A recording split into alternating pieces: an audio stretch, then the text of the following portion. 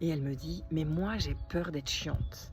Donc j'ai peur de m'exprimer parce qu'en fait, derrière, j'ai peur d'être chiante. J'ai peur de poser des questions. J'ai peur de passer pour la chieuse de service». Alors je lui ai raconté cette histoire.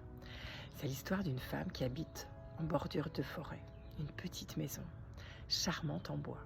Et chaque matin vient se poser un petit oiseau sur le bord de sa fenêtre. Un petit oiseau qui fait un chant charmant, discret, joyeux.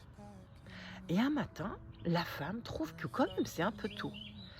Alors elle lui demande s'il peut chanter un peu moins fort, parce qu'elle trouve que quand même c'est un petit peu dérangeant. L'oiseau écoute et obéit. Et dès le lendemain, il commence à chanter moins fort, un peu moins fort, et puis encore moins fort, jusqu'à ne plus chanter presque.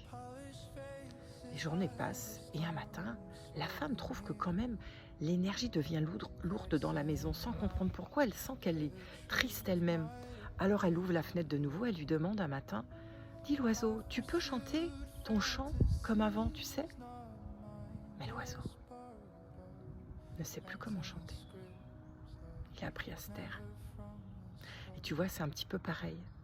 Quand on te fait croire que t'es trop, c'est pas ton authenticité qui dérange, c'est le fait d'être dans le silence, de baisser ta lumière, de baisser ton feu, qui va, eux, leur rendre un espace confortable. Mais c'est pas toi qui dérange. Et petit à petit, ce qui va se passer, c'est que tu vas baisser ta lumière, tu vas baisser ton chant, tu vas baisser ton expression de toi, tu vas ternir ton essence et la vie va s'arrêter de passer, de couler.